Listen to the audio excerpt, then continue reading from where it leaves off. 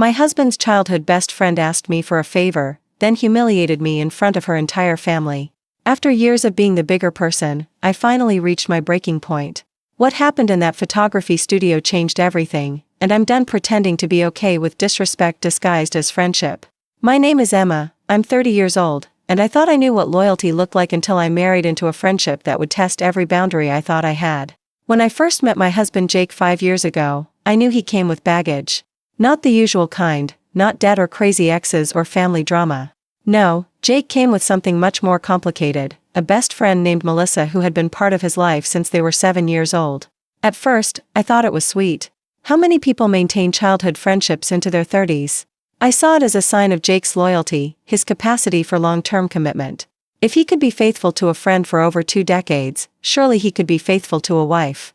Jake and I met at a coffee shop downtown on a rainy Tuesday morning. I was running late for work, fumbling with my umbrella and phone, when I crashed directly into this tall guy with kind brown eyes and the most genuine smile I'd ever seen. He helped me gather my scattered papers, bought me a replacement coffee, and somehow turned my worst morning in weeks into something magical. We talked for 2 hours. I was 3 hours late for work and didn't care. I have to warn you about something, Jake said on our third date, as we walked along the riverfront. I have this friend, Melissa. We've been friends since we were kids. She's important to me. Some people don't understand that friendship. I squeezed his hand. Jake, the fact that you value friendship that much just makes me like you more. If only I had known what I was signing up for. The first time I met Melissa was at Jake's birthday party 6 months into our relationship. I had planned the whole thing, rented a private room at his favorite restaurant, invited all his friends and coworkers, even made a photo slideshow of his childhood pictures his mom had given me. I was so excited to finally meet the famous Melissa, to put a face to the name I'd heard so much about. She arrived an hour late, while everyone was already deep into dinner and stories. When Jake introduced us, she looked me up and down with this strange expression, not quite hostile, but certainly not friendly. She gave me a limp handshake and immediately turned her attention to Jake. Sorry I'm late, she said, completely ignoring me. I had the worst day at work. Can we talk? And just like that, she pulled him aside. For 30 minutes. At his own birthday party that I had organized. I watched from across the room as she animated told him some story, her hand on his arm, both of them completely absorbed in conversation. Jake's coworkers kept asking me where he was. I made excuses, served cake, and pretended my heart wasn't sinking into my stomach. When they finally returned, Melissa announced she had to leave. Thanks for the party, Ella, she said. It's Emma, I corrected gently. Right, Emma. Sorry. But her smile said she wasn't sorry at all. That night, as Jake and I cleaned up, I brought it up carefully. Melissa seemed stressed tonight. Yeah, she's going through a rough patch with her boyfriend. She really needed someone to talk to. At your birthday party? Jake looked at me with surprise. Emma, she's my oldest friend. If she needs me, I'm going to be there for her. I nodded and didn't push it. But something cold had settled in my chest. Over the next few years, the pattern became clear. Melissa would disappear from Jake's life for months at a time, usually when she was in a relationship. But the moment things went wrong, and they always seemed to go wrong, she'd reappear with dramatic stories and emotional crises that required Jake's immediate attention. She never called during normal hours. It was always late at night, or during our date nights, or right before we had plans with my family. Jake would take these calls every single time, stepping out of restaurants, leaving family dinners, even answering during movies. She's just going through a hard time, he'd say. You know how it is. But I was starting to realize I didn't know how it was at all. I tried everything to build a relationship with Melissa. I invited her to my birthday party, she declined. I suggested double dates when she was seeing someone, she was always busy. I even invited her to our engagement party, hoping that seeing Jake truly happy and committed might soften whatever barrier existed between us. She came to the engagement party, but spent the entire evening talking to Jake's male friends and relatives, acting like I didn't exist.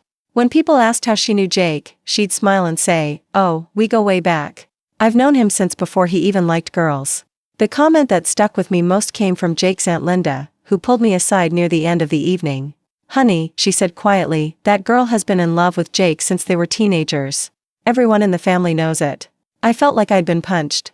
What do you mean everyone knows it? Oh, sweetie, it's so obvious. The way she looks at him, the way she acts around his girlfriends. You're not the first one she's treated like this. Jake's just... Well, he's always been a little oblivious to these things. That night, I brought it up with Jake. Your Aunt Linda thinks Melissa has feelings for you. Jake laughed. Emma, come on. Melissa and I are just friends. We've never been romantic, not even close. She's like a sister to me. But what if she doesn't see it that way? Then that's her problem, not ours. Emma, I chose you. I'm marrying you. Isn't that enough? I wanted it to be enough. I really did. When we sent out wedding invitations, I insisted Melissa get one. I was determined to be the bigger person, to show that I wasn't threatened or petty. Jake was thrilled. This means so much to me, Emma. I know once you two spend more time together, you'll see how amazing she is. 2 weeks before the wedding, Melissa called to say she couldn't make it. A work conference had come up suddenly. She was so sorry. She'd make it up to us. Jake was devastated. I was secretly relieved. Our wedding day was perfect without her there. Jake was present, focused, completely mine for once. We honeymooned in Italy, 2 weeks of blissful isolation where Jake's phone stayed off and Melissa didn't exist. But real life always comes back. The calls resumed the moment we returned. Melissa had broken up with her latest boyfriend and needed emotional support. She'd lost her job and needed career advice. She'd had a fight with her family and needed someone to listen. I started timing the calls. They lasted an average of 45 minutes. They happened at least twice a week. And they always seemed to coincide with our quiet moments, Sunday morning coffee, Friday night movie dates, the hour before bed when we usually talked about our days. Jake, I said one evening after he'd spent an hour on the phone with Melissa instead of helping me cook dinner like we'd planned.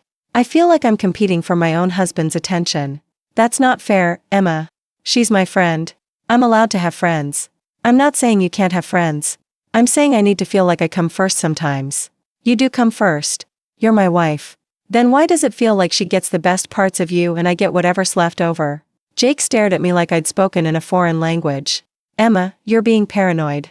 Melissa is she's had a hard life. Her parents are divorced, she struggles with relationships. I'm one of the few stable people in her life. What about me, Jake? What about my feelings? Your feelings about what? About me being a good friend? I realized then that Jake genuinely didn't see it. To him, Melissa was just this person who needed help, and he was being noble by providing it. He couldn't see the pattern I saw, how she always seemed to have a crisis right when Jake and I were getting closer, how she monopolized his emotional energy, how she treated me like I was temporary. For 3 years of marriage, I tried to be understanding. I bit my tongue during the late-night phone calls. I smiled when Jake had to cancel our plans because Melissa needed him. I pretended not to notice how she never asked about me, never acknowledged our anniversary or my birthday, never treated me like someone who mattered in Jake's life. I kept waiting for Jake to see it himself. I kept hoping that one day he'd recognize the toll this friendship was taking on our marriage and set some boundaries on his own. I should have known better. The breaking point came on a Thursday afternoon in March. I was at work, dealing with a particularly stressful project deadline, when my phone buzzed with a text from a number I didn't recognize. Hi Emma, this is Melissa. I hope you don't mind Jake giving me your number. I have a huge favor to ask, and I'm really hoping you'll say yes. I stared at the message for a full minute. In 5 years, Melissa had never contacted me directly. Not once. What kind of favor? I texted back. I'm taking a photography course as part of my art degree, and I need a model for my final project. It's portrait photography, nothing weird or inappropriate. I know this is random, but I thought it might be a good chance for us to finally spend some time together. Jake talks about you all the time, and I feel like we've never really gotten to know each other. I read the message 3 times. Was Melissa actually extending an olive branch? After years of cold shoulders and barely disguised hostility, was she finally ready to build a relationship? Hope is a dangerous thing. It makes you ignore red flags and rationalize behavior that should send you running. But I had been hoping for this moment for so long, the moment when Melissa would finally see me as a person worth knowing instead of an obstacle to navigate around. That sounds really nice, I texted back. When were you thinking? This Saturday afternoon? Around 2 p.m.? It would be at my parents' house. They have a really nice home studio set up in their basement. Jake mentioned he might want to come along too, if that's okay. He said he hasn't seen my family in ages. Of course Jake wanted to come. Of course this would become another opportunity for him to reconnect with Melissa's family while I played dress up for her school project. But I pushed down the cynical voice in my head. Maybe this was how healing started, with small gestures and tentative steps toward understanding. That works for me, I texted. Should I bring anything specific to wear? Just bring a few different options, casual, maybe one nicer outfit. I want to capture different moods. Thank you so much for doing this, Emma. It really means a lot. When I told Jake that evening, his face lit up like Christmas morning. Emma, this is amazing. I can't believe Melissa reached out to you directly. This is exactly what I've been hoping for. Me too, I said, and I meant it. Maybe we can finally put all this awkwardness behind us. Jake pulled me into a hug. I knew you two would eventually connect. You're both such important people in my life. It's going to be great. That Saturday, I spent an hour getting ready. I picked out 3 different outfits, a casual sundress, dark jeans with a nice blouse, and a more formal dress I'd worn to work events. I did my makeup carefully but not overdone, wanting to look good for the photos without seeming like I was trying too hard. Jake was practically bouncing with excitement as we drove to Melissa's parents' house. I haven't seen Mr. and Mrs. Patterson in probably 2 years, he said. They're going to be so happy to see me. And Melissa's sister Rachel should be there too, you'll love her, she's hilarious. The Patterson house was exactly what I expected, a sprawling colonial in an expensive suburb, perfectly manicured lawn, 3-car garage. Old money, established wealth, the kind of family that probably had country club memberships and summer houses. Melissa met us at the door, and for the first time since I'd known her, she actually smiled at me. A real smile, not the polite grimace I was used to. Emma, you look amazing. Thank you so much for doing this. Come in, come in. Mom and Rachel are downstairs setting up lights. She hugged Jake like she hadn't seen him in years instead of the 3 weeks it had actually been since their last coffee date. Jake, I'm so glad you came. Everyone's going to be so excited to see you. The basement had been transformed into a professional-looking photography studio. Professional lights, reflectors, a backdrop system, cameras that probably cost more than my car. This wasn't some college student fumbling with a basic camera, this was a serious setup. Wow, I said, genuinely impressed. This is incredible. Dad's hobby, Melissa said with a shrug. He got really into photography a few years ago and went a little overboard with the equipment. But it works out perfectly for my class. Mrs. Patterson and Rachel emerged from behind the lighting setup, and both immediately zeroed in on Jake like I didn't exist. Jake. Mrs. Patterson squealed, actually squealed, like he was a returning war hero. Look at you. Still as handsome as ever. Rachel, look who's here. Rachel, who looked like a younger version of Melissa, practically tackled Jake with her hug. Oh my God, Jake. It's been forever. You look amazing. How's married life treating you? Really well, Jake said, glancing at me. Emma and I are really happy. It was then that I realized something that made my stomach drop. Neither Mrs. Patterson nor Rachel had acknowledged me at all. Not a hello, not a smile, not even eye contact. They were acting like Jake had come alone. And you must be Emma, Mrs. Patterson finally said, her voice dropping several degrees in warmth. We've heard so much about you. The way she said it made it clear that whatever they'd heard hadn't been particularly positive. It's nice to meet you both, I said, extending my hand to Mrs. Patterson. She shook it briefly, like she was touching something distasteful. So how does this work? I asked Melissa, trying to refocus on why I was actually there. Oh, it's really simple. I'll just take some portraits, try different lighting setups, different poses. Very straightforward. Why don't you start with the casual outfit? I changed in the small bathroom off the basement, and when I came out, Jake was deep in conversation with Mrs. Patterson and Rachel. They were talking about people I didn't know, sharing memories I wasn't part of, laughing at inside jokes I couldn't understand. Ready? Melissa asked, positioning me in front of the backdrop. For the first few minutes, everything seemed normal. Melissa was professional, directing me to turn this way or that, adjusting the lights, taking test shots. But I started to notice the comments from the peanut gallery. She's very different from what I pictured, Mrs. Patterson said to Rachel, not quite quietly enough. Well, Jake always did like a project, Rachel responded with a laugh. I kept my face neutral and tried to focus on Melissa's directions, but the comments continued. Remember when we all thought Jake and Melissa would end up together? Mrs. Patterson said. They were so perfect for each other. We still think that, Rachel said. Don't we, Mom? Oh, absolutely. Some things are just meant to be. I glanced at Jake, expecting him to say something, to defend me or at least change the subject. He looked uncomfortable, shifting his weight from foot to foot, but he didn't speak up. Can you turn slightly to the left? Melissa asked me, snapping another photo. You know, Mrs. Patterson continued, I still have that photo of Jake and Melissa at prom. They look like such a perfect couple. Like they stepped out of a magazine. We should show Emma that photo, Rachel said with fake sweetness. It's so cute how in love they looked. This time I looked directly at Jake, silently pleading with him to say something. Anything. He opened his mouth like he was going to speak, then closed it again. Melissa kept taking photos like nothing was happening. "Change to the next outfit," she suggested. In the bathroom, I stared at myself in the mirror. My hands were shaking slightly as I changed into the jeans and blouse. This was not what I had signed up for. This was not two families getting to know each other or a friendly photo session. This was something else entirely. When I came back out, the comments had gotten worse. "It's so interesting how different Jake's taste became," Mrs. Patterson was saying. "I mean, Melissa is such a classic beauty," and then. She didn't finish the sentence, but her meaning was clear. "Well, opposites attract, I guess," Rachel said. "Though I always thought Jake would end up with someone more, I don't know, compatible with his lifestyle." "What lifestyle is that?" I asked, finally unable to stay silent. The basement went quiet. Mrs. Patterson looked surprised that I had spoken. "Oh, you know," she said with a condescending smile. "Jake comes from such a good family, he's so educated, so cultured. We always pictured him with someone who could keep up." The implication was clear, I couldn't keep up. I wasn't good enough. "Turn to the right," Melissa said, still taking photos like her family wasn't systematically trying to tear me down. But they weren't done. "Melissa, remember how you used to say you were going to marry Jake someday?" Rachel asked with a laugh. "You were so determined." "Oh my goodness, yes." Mrs. Patterson clapped her hands together. She had their whole wedding planned when she was 16.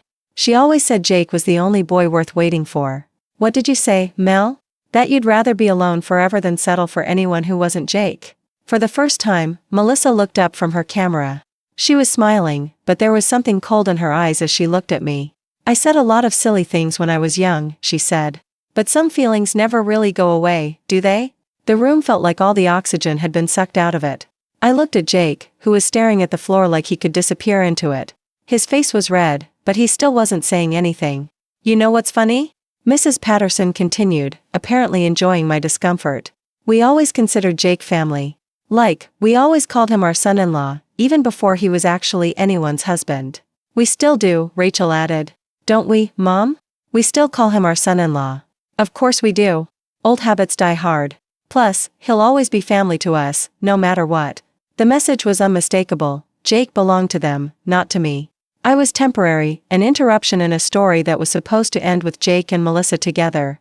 "Last outfit change," Melissa announced cheerfully, as if her family hadn't just spent the last hour trying to humiliate me. In the bathroom, I seriously considered just leaving. Walking out, calling an Uber, going home and pretending this whole afternoon had been a bad dream. But something stubborn in me refused to give them the satisfaction. I had promised to do this photo shoot, and I was going to finish it. When I came out in the formal dress, Mrs. Patterson actually gasped. "Oh my," she said, and not in a good way. "That's quite a choice." "Very bold," Rachel agreed. "Not everyone could pull off that color." The dress was navy blue. Navy blue. The most conservative, inoffensive color in existence, and somehow they were making it sound like I was wearing something inappropriate. "I think Emma looks beautiful," Jake finally said, and my heart leaped with gratitude. But Mrs. Patterson just smiled at him patronizingly. "You always were such a gentleman, Jake. Always seeing the best in everyone." Even his defense of me had been turned into an insult. Melissa continued taking photos, directing me into different poses, adjusting lights, acting like a professional photographer while her family continued their psychological warfare. "You know what we should do?" Rachel said suddenly. "We should take some photos of Jake and Melissa together. For old time's sake. I bet they'd look amazing together." "What a wonderful idea," Mrs. Patterson exclaimed. "Melissa, you could use Jake as a model too. Kill two birds with one stone." "Oh, I don't know," Melissa said, but she was already looking at Jake hopefully. "Would you mind, Jake? It would help me with the assignment, and we haven't had a good photo together in years." I watched Jake's face, waiting for him to decline, to say that this was supposed to be about helping me, that he was here to support his wife, not to play model with his childhood friend. "I guess that would be okay," he said slowly. "If it helps with your project." And just like that, I became a spectator to my own humiliation. Melissa handed me her camera. "Would you mind taking a few shots of us? You probably know Jake's good angles better than anyone." The request was so absurd, so cruel, that I almost laughed. She wanted me to photograph her with my husband while her family made comments about how perfect they looked together. But I took the camera. Because what else was I going to do? Make a scene? Storm out? Give them exactly the reaction they were hoping for? Jake and Melissa positioned themselves in front of the backdrop, and I hated how natural they looked together. They had the easy familiarity of people who had known each other forever, who could anticipate each other's movements, who fit together without trying. Beautiful. Mrs. Patterson cooed. You two look so natural together. Like you were meant to be photographed as a pair. I snapped photos and tried to pretend my heart wasn't breaking. Oh, Jake, put your arm around her. Like old times. Melissa, look up at him. Yes, perfect. You two could be models. Seriously, you're both so photogenic.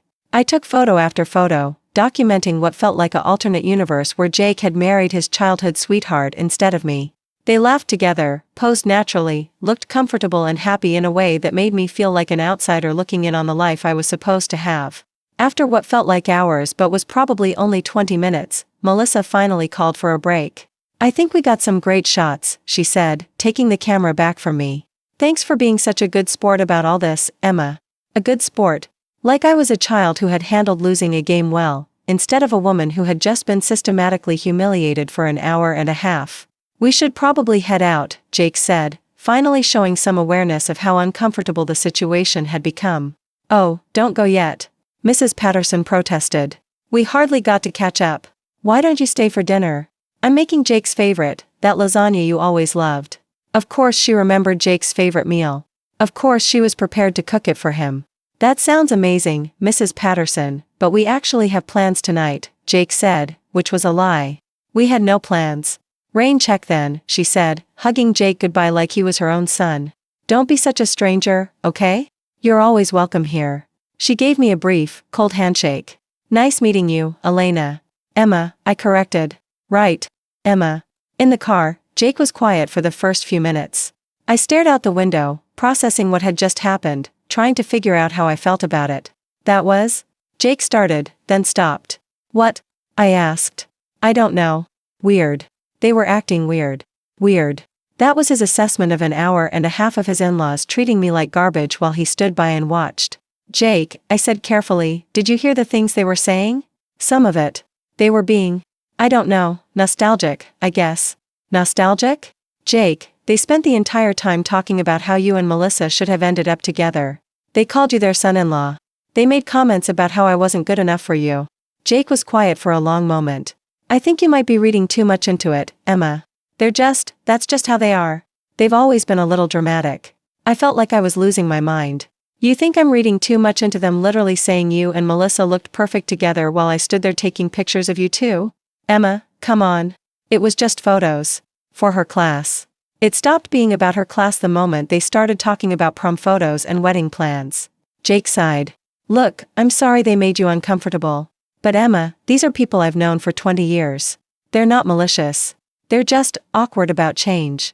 Awkward about change. That was how Jake saw it. Not as deliberate cruelty or boundary crossing, but as social awkwardness. Jake, your wife was just humiliated in front of your childhood friend's family, and your response is that they're awkward about change. I'm not trying to minimize your feelings, Emma. I'm just saying maybe we shouldn't assume the worst about people's intentions. But that was exactly what he was doing, minimizing my feelings, asking me to give the benefit of the doubt to people who had shown me none. That night, I lay awake thinking about everything that had happened. The comments, the looks, the way Melissa had orchestrated the whole thing and then acted innocent when her family attacked me. The way Jake had stood there silent, uncomfortable but unwilling to defend me. I thought about Aunt Linda's words at our engagement party, "You're not the first one she's treated like this." How many of Jake's previous girlfriends had been subjected to this treatment? How many women had been made to feel small and inadequate and temporary while Melissa waited patiently for her chance? And more importantly, how long was I going to let this continue?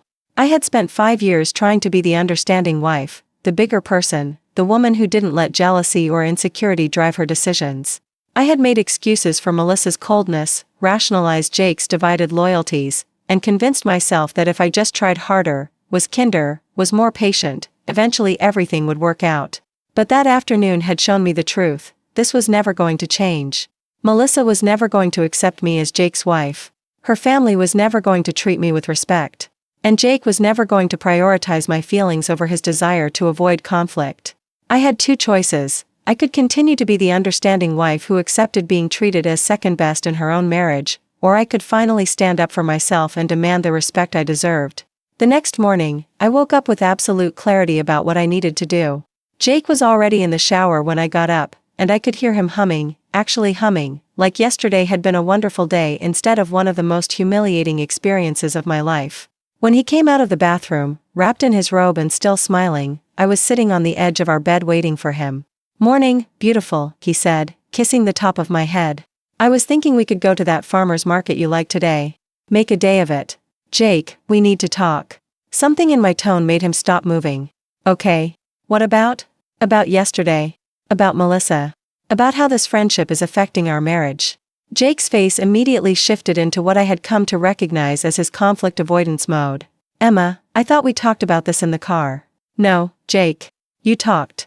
You dismissed my feelings and made excuses for people who spent 90 minutes trying to humiliate me while you stood there and watched. That's not fair." I was uncomfortable too. "But you didn't say anything. When Mrs. Patterson implied I wasn't good enough for you, you said nothing. When Rachel talked about how perfect you and Melissa looked together, you said nothing. When they called you their son-in-law right in front of your actual wife, you said nothing." Jake sat down heavily on the bed. "Emma, I didn't know what to say. I was caught off guard. You've had 5 years to figure out what to say, Jake. 5 years of watching Melissa treat me like I don't exist. 5 years of taking her phone calls during our time together. 5 years of me coming second to a woman who has never once shown me basic respect. That's not true. Melissa reached out to you yesterday.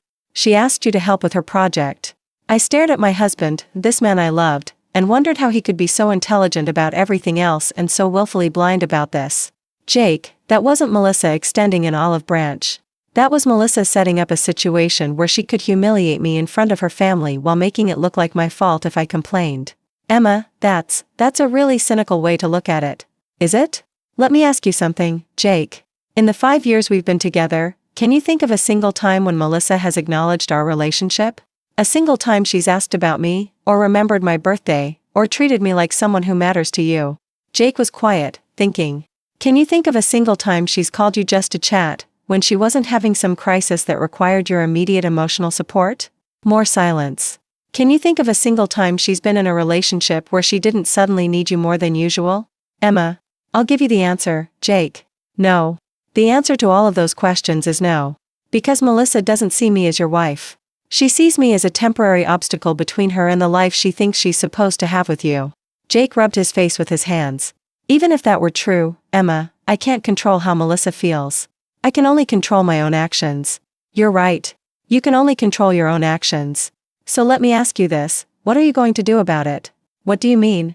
"I mean, Jake, are you going to continue prioritizing a friendship with someone who disrespects your wife, or are you going to start setting boundaries that protect our marriage?" The question hung in the air between us. I could see Jake struggling, wanting to find a middle ground that didn't exist. "Emma, I can't just cut Melissa out of my life. She's been my friend for over 20 years. I'm not asking you to cut her out of your life, Jake. I'm asking you to act like a married man whose wife deserves respect. What does that look like to you?" I had thought about this all night, and I knew exactly what I needed. "It looks like you telling Melissa that what happened yesterday was unacceptable. It looks like you setting boundaries about when and how often she contacts you. It looks like you making it clear to her and her family that I am your wife, not some temporary girlfriend they can treat however they want." Jake was quiet for a long time. "And if I don't?" The question broke my heart, because it told me everything I needed to know about where his priorities lay. "If you don't, then I guess we'll find out how much our marriage actually means to you." "Emma, that's not fair. You're making me choose between you and someone who's been part of my life since I was 7 years old." "No, Jake. I'm asking you to choose between being a good husband and being an enabler to someone who treats your wife like garbage. Those are two different things." We stared at each other across our bedroom, 5 years of tension finally coming to a head. I could see Jake calculating, trying to figure out if this was a fight he could wait out or minimize or smooth over with promises he didn't intend to keep. "I need to think about this," he said finally. "Okay. You think about it. But Jake, while you're thinking, I want you to remember something.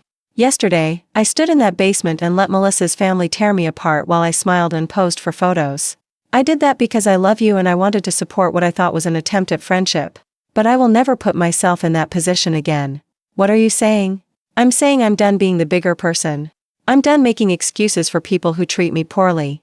I'm done pretending that being married to you doesn't come with the basic expectation of being treated with respect." Jake looked like I had hit him. "Emma, you're scaring me. This doesn't sound like you." "Maybe that's the problem, Jake. Maybe the me you fell in love with was someone who was too afraid of conflict to stand up for herself. But I'm not that person anymore. I stood up and walked toward the door of our bedroom. I'm going to my sister's house for the day. When I come back tonight, I hope you'll have figured out what kind of husband you want to be. I spent that day with my sister Rachel, telling her everything that had happened. Rachel had never liked Melissa, not from the few times they'd met, not from the stories I'd told over the years.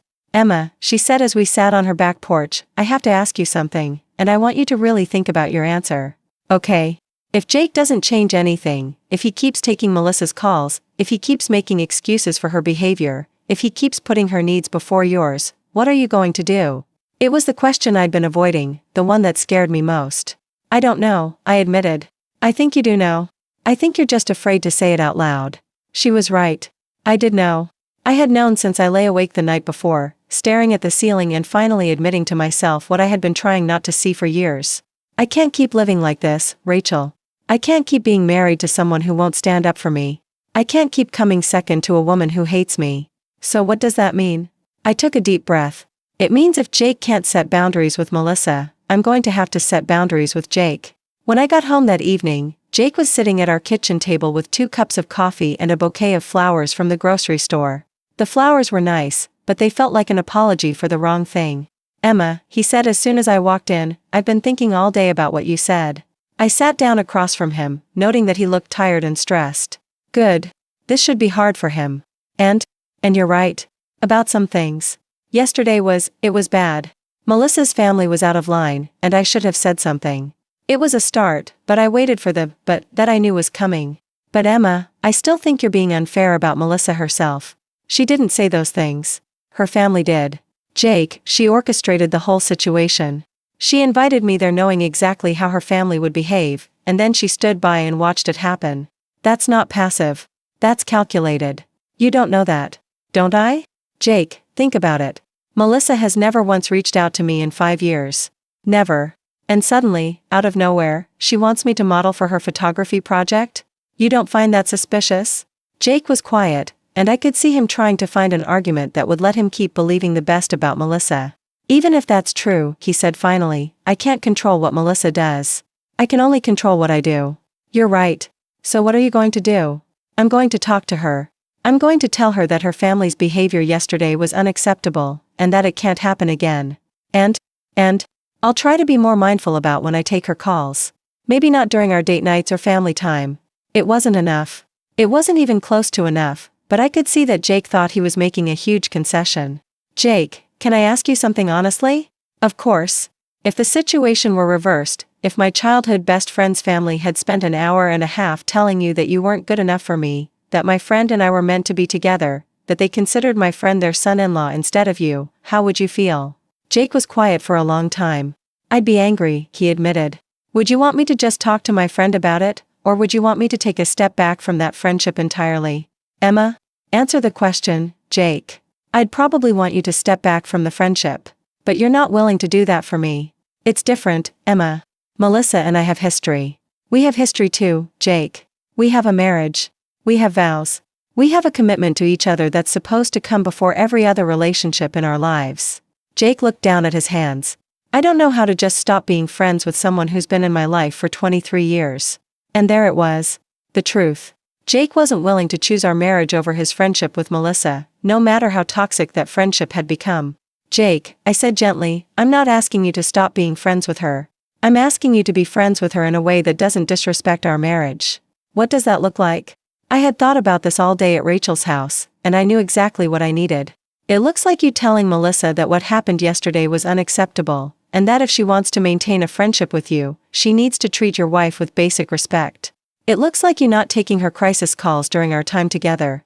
It looks like you making it clear to her and everyone else that your wife comes first. And if she can't accept those boundaries? Then she's not really your friend, Jake. She's someone who's using your loyalty to manipulate you. Jake stared into his coffee cup for a long time. Can I have some time to think about this? How much time? I don't know. A few days? A week? I felt something cold settle in my stomach. Jake, this isn't a business decision that requires extensive deliberation. This is about whether you're willing to protect your marriage from someone who's actively trying to undermine it. That's not how I see it, Emma. I know. And that's the problem. That night, we went to bed without resolving anything. Jake seemed to think that his promise to talk to Melissa was enough, and I knew it wasn't even close to what needed to happen. The next few days were tense. Jake was clearly wrestling with the situation, but he wasn't talking to me about it. Instead, he seemed to be waiting for me to calm down, to go back to being the understanding wife who didn't make waves. On Wednesday evening, 3 days after our kitchen table conversation, Jake's phone rang during dinner. We were eating takeout Thai food and talking about our weekend plans when Melissa's name appeared on his screen. Jake looked at the phone, then at me, then back at the phone. "Are you going to answer it?" I asked. "I don't know. Should I?" The fact that he was asking me permission felt like progress, but it also highlighted how broken our dynamic had become. "Jake, you shouldn't need to ask me if you can answer your phone. But you also shouldn't feel obligated to drop everything every time she calls." Jake let the call go to voicemail. 10 minutes later, she called again.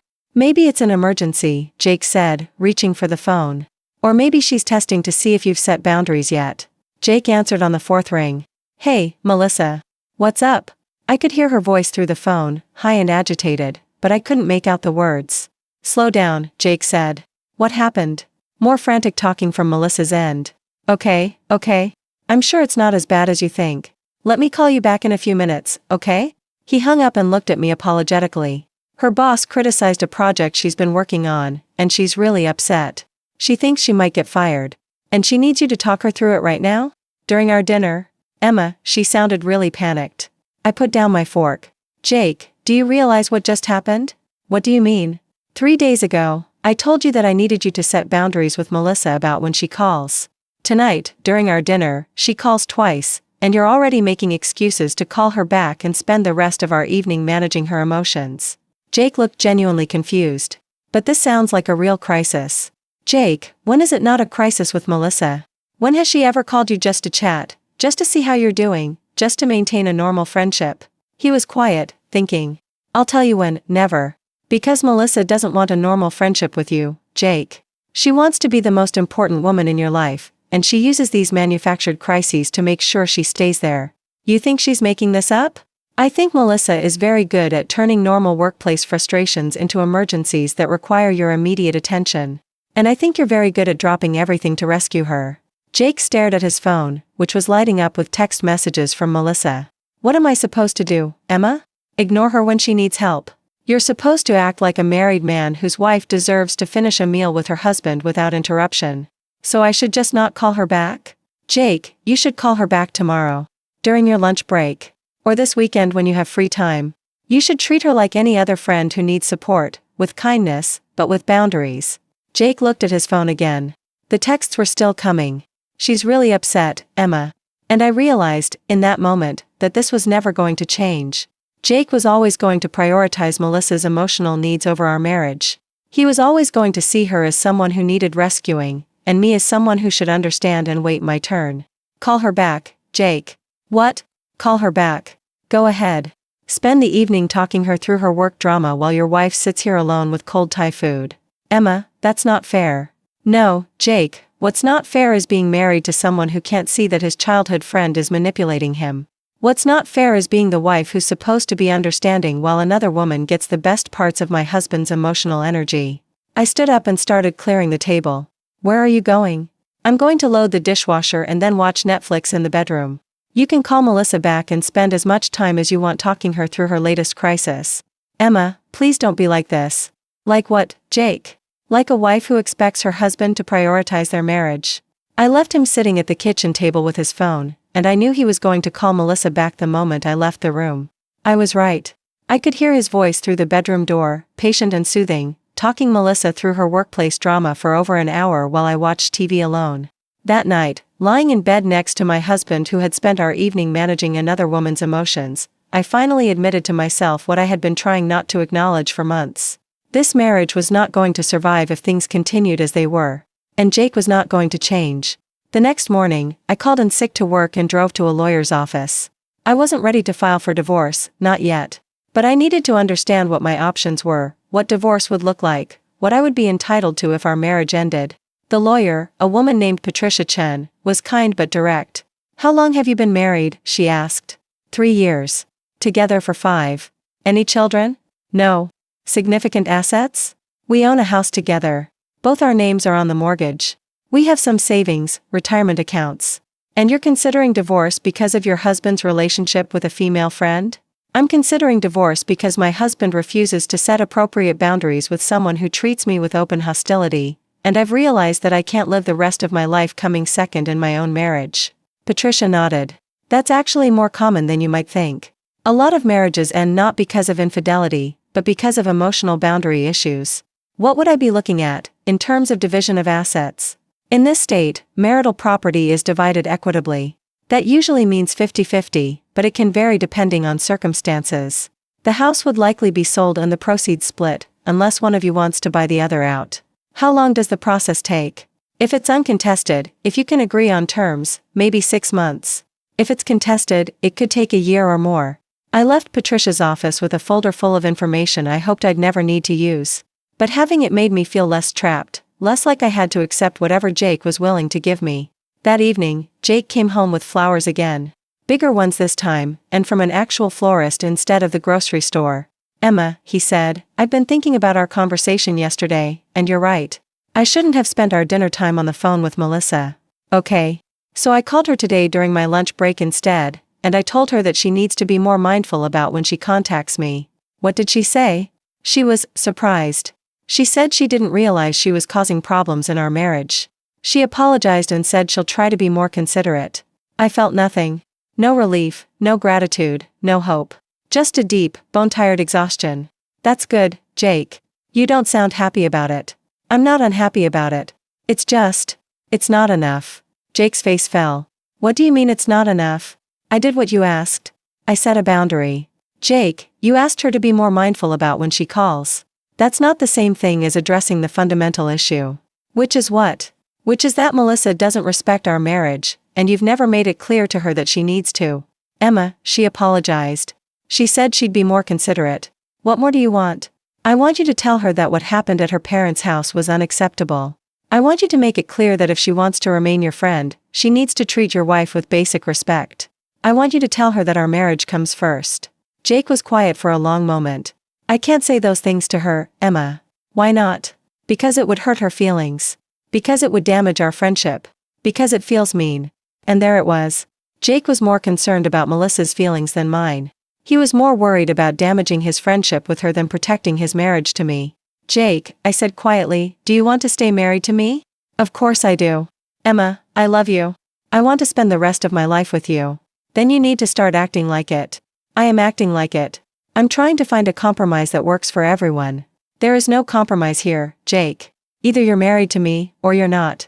Either I'm the most important woman in your life, or I'm not. Either you're willing to protect our marriage from people who threaten it, or you're not. Emma, you're making this black and white when it's not. It is black and white, Jake. That's what marriage is. It's a black and white commitment to put your spouse first. We stared at each other across our living room, and I could see Jake calculating again, trying to figure out how to manage this situation without having to make the hard choice he didn't want to make. What if, he said carefully, I limit my contact with Melissa? Maybe we only talk once a month, or only text instead of calling. What if you have a real conversation with her about respecting our marriage? Emma, I can't have that conversation without it sounding like an ultimatum. Maybe that's because it is an ultimatum, Jake. Maybe it's time for Melissa to understand that she can't continue treating your wife like garbage and expect to maintain the same level of access to your life. Jake looked genuinely distressed. Emma, I feel like you're asking me to choose between you and someone who's been one of my closest friends for over 20 years. I'm asking you to choose between being a good husband and enabling someone who disrespects your wife. If you see those as the same thing, then we have a much bigger problem than I thought. That night, Jake slept in the guest room. He said he needed space to think, but I knew he was hoping that his absence would make me more willing to compromise. It didn't. If anything, sleeping alone in our bed made me realize how lonely I had been feeling for months, even with Jake right next to me. The next morning, I woke up with absolute clarity about what I needed to do. I found Jake in the kitchen, making coffee with the careful, quiet movements of someone trying not to wake a person who's already awake. Jake, I said, I need to tell you something. He turned around, hope and anxiety warring on his face. I went to see a lawyer yesterday. All the color drained from Jake's face. Emma, what? Why? Because I need to understand what my options are if this marriage doesn't work out. You're talking about divorce?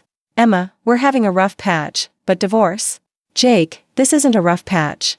This is a fundamental incompatibility in how we view marriage. That's not true. We love each other. We're good together. We just need to work through this Melissa situation. There is no Melissa situation, Jake. There's a husband who won't stand up for his wife, and a wife who's tired of being disrespected in her own marriage. Jake sat down heavily at the kitchen table. Emma, please, don't do this. Don't throw away 5 years because of one bad afternoon. It's not one bad afternoon, Jake. It's 5 years of me coming second to a woman who treats me like I don't exist. It's 5 years of you prioritizing her feelings over mine. It's 5 years of me trying to be the understanding wife while you refuse to be the protective husband. I do protect you. No, Jake, you don't. When Melissa's family spent 90 minutes trying to humiliate me, you stood there and said nothing. When Melissa calls during our time together, you take the call. When I ask you to set boundaries, you worry more about her feelings than mine. Jake put his head in his hands.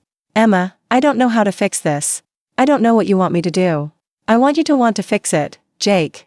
I want you to be angry that someone treated your wife badly. I want you to prioritize our marriage over a friendship with someone who doesn't respect it. And if I can't do that? The question hung in the air between us, and I knew my answer would change everything. Then I can't stay married to you. Jake looked up at me with tears in his eyes. Emma, please, give me another chance. Let me try again. What would you do differently? I'll talk to Melissa. I'll tell her that she needs to apologize to you for what happened at her parents' house. And I'll be better about boundaries. I'll only talk to her when it doesn't interfere with our time together. And Jake was quiet, and I knew he couldn't give me what I really needed. Jake, I need you to tell Melissa that if she wants to remain your friend, she needs to treat me with respect. I need you to make it clear that our marriage comes first, always. I need you to be willing to lose that friendship if necessary to protect our marriage. Emma, can you do that? Jake was quiet for a long time. I don't know, he said finally. And that was my answer. Okay, I said quietly. Then I think we need to take some time apart. What does that mean? It means I'm going to stay with my sister for a while. It means you need to figure out what kind of husband you want to be. It means we need to decide if this marriage is worth fighting for. Emma, please don't leave. We can work this out. Jake, we've been trying to work this out for 3 days, and you still can't bring yourself to prioritize our marriage over Melissa's feelings. That tells me everything I need to know. I went upstairs and packed a bag while Jake sat at the kitchen table, staring at his phone. Part of me hoped he would follow me, would tell me he'd do whatever it took to save our marriage. He didn't. As I carried my suitcase downstairs, Jake was still sitting in the same spot. I'll be at Rachel's, I said. When you decide what's more important to you, our marriage or your friendship with Melissa, you can call me. Emma, wait. I turned back to him. I love you, he said. I love you too, Jake. But love isn't enough if you're not willing to fight for us. I left our house that morning not knowing if I'd ever come back as Jake's wife. At Rachel's house, I cried for 2 hours straight. Not just about the fight with Jake, but about everything, about 5 years of feeling like I wasn't enough, about constantly trying to win over someone who was determined to dislike me, about being married to someone who couldn't see how much his divided loyalty was hurting me. I'm proud of you, Rachel said when I finally stopped crying. For what? For potentially destroying my marriage? For finally standing up for yourself? For finally demanding to be treated with respect? What if Jake doesn't change? What if he chooses Melissa over me? Then you'll know you married the wrong person. And you'll be free to find someone who puts you first without having to be asked. That afternoon, my phone rang. It was Jake. Emma, he said, I've been thinking about everything you said. And I called Melissa. My heart started beating faster. What did you tell her? I told her that what happened at her parents' house was unacceptable. I told her that she needed to apologize to you. What did she say? Jake was quiet for a moment. She said she didn't think her family did anything wrong. She said they were just being nostalgic, and that you were being oversensitive. I felt like I'd been punched in the stomach. Even when confronted directly, Melissa couldn't acknowledge that her family had treated me badly. What did you say to that? I told her that whether she thought it was wrong or not, it hurt you, and that should matter to her if she wants to be my friend. And she got upset. She said she feels like you're trying to come between us, and that she's worried about what kind of person would ask their husband to choose between his wife and his oldest friend. The manipulation was breathtaking. Melissa had turned Jake's attempt to set boundaries into evidence that I was the problem. Jake, do you hear what she's doing? What do you mean? She's making you the victim and me the villain. She's acting like I'm the unreasonable one for expecting basic respect from my husband's friends. Emma, she was upset. People say things when they're upset. And I knew, in that moment, that nothing was going to change. Jake was always going to make excuses for Melissa. He was always going to give her the benefit of the doubt while asking me to be more understanding. Jake, did she apologize to me? She said she would think about it. That's not an apology. Emma, I tried. I really tried. No, Jake, you didn't try. You had one conversation where you asked her to apologize, and when she refused and made me the villain instead, you accepted that. What else was I supposed to do? You were supposed to tell her that if she can't treat your wife with respect, then your friendship is over. Emma, I can't do that. Then you've made your choice. I hung up the phone and turned it off. I couldn't handle another conversation where Jake tried to convince me that his half measures were enough, where he asked me to be grateful for the bare minimum of effort. Over the next week, Jake called several times, but I didn't answer. He sent long text messages explaining that he was trying to find a solution that worked for everyone, that he loved me and wanted me to come home, that surely we could work through this. But there was nothing to work through. Jake had shown me exactly where his priorities lay, and it wasn't with our marriage. On Friday evening, exactly 1 week after I'd left, Jake showed up at Rachel's door. Emma, he said when I answered, we need to talk. There's nothing left to talk about, Jake. Yes, there is. I've made a decision. Something in his voice made me step outside and close the door behind me. I ended my friendship with Melissa, he said. I stared at him, not quite believing what I'd heard. What? I called her yesterday and told her that I couldn't maintain a friendship with someone who refuses to respect my wife. I told her that until she can genuinely apologize to you and commit to treating you better, we can't be friends. What did she say? Jake's face was grim. She said I was making the biggest mistake of my life. She said you were controlling and manipulative, and that I'd regret choosing you over her. She said she'd been waiting for me to come to my senses and realize that we were meant to be together. My jaw dropped. She actually said that? Word for word. Emma, I'm so sorry. You were right about everything. Melissa wasn't my friend, she was someone who was waiting for my marriage to fail so she could have another chance with me. I felt a mix of vindication and sadness. I had been right about Melissa's motivations, but I took no joy in it. How do you feel about ending the friendship? Honestly? Relieved. I didn't realize how much stress it was causing me, trying to manage both relationships. And after what she said yesterday, Emma, I can't believe I defended her for so long. Jake, I need you to understand something. I never wanted you to end your friendship with Melissa just because I asked you to. I wanted you to end it because you could see that it was damaging our marriage. I do see that now. Emma, will you come home? Will you give us another chance? I looked at my husband, this man I loved, who had finally chosen our marriage over a toxic friendship. But I also knew that the damage from the last 5 years couldn't be fixed with one conversation. Jake, I'm glad you ended things with Melissa. But we have a lot of work to do. 5 years of damage doesn't get undone overnight. I know. I'm willing to do whatever it takes. That includes couples therapy. That includes you really understanding how your inability to set boundaries affected me. That includes rebuilding trust. I'll do all of that, Emma. I'll do whatever you need. I studied his face, looking for signs that this was just another attempt to manage the situation without really changing. But what I saw was genuine remorse, genuine understanding of what he had almost lost. Okay, I said finally. Let's go home and figure out how to fix this. 6 months later, Jake and I are in a much better place. Couples therapy helped him understand how his conflict avoidance and people-pleasing tendencies had made me feel like I didn't matter in my own marriage. It helped me understand that I had enabled some of the dynamic by never clearly stating my needs until I reached a breaking point. We're learning to communicate better, to address problems before they become crises, to prioritize our marriage over outside relationships that threaten it. Jake hasn't spoken to Melissa since that final phone call, and I know it was hard for him to let go of such a long friendship. But he's also told me that he feels lighter without the constant drama and manipulation that came with being Melissa's emotional support system. Last week, we ran into Mrs. Patterson at the grocery store. She looked surprised to see us together, and I could tell she wanted to say something about Melissa. But Jake just nodded politely and steered us away from that aisle. Thank you, I told him afterward. For what? For protecting us from unnecessary drama.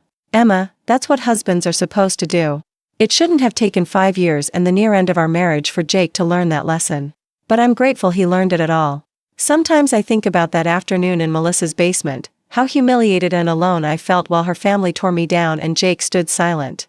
It still hurts to remember, but it also reminds me of how far we've come. I'm not the same woman who stood there taking abuse while trying to be the bigger person. I'm not the same woman who prioritized keeping the peace over demanding respect. I learned that being understanding doesn't mean being a doormat, and that sometimes the most loving thing you can do for your marriage is refuse to accept less than you deserve. Jake isn't the same man who couldn't see past his loyalty to a childhood friend to recognize when that friendship was hurting his wife. He learned that being a good husband sometimes means making hard choices, and that protecting your marriage might require disappointing other people. We both learned that love without boundaries isn't really love at all, it's just enabling. And we learned that sometimes you have to be willing to lose everything to save what really matters. I don't know what happened to Melissa after Jake ended their friendship. Part of me hopes she found the help she needed to build healthy relationships instead of trying to sabotage other people's marriages.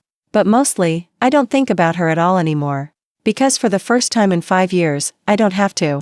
For the first time in 5 years, I'm the only woman in my husband's life who matters. And that's exactly how it should be.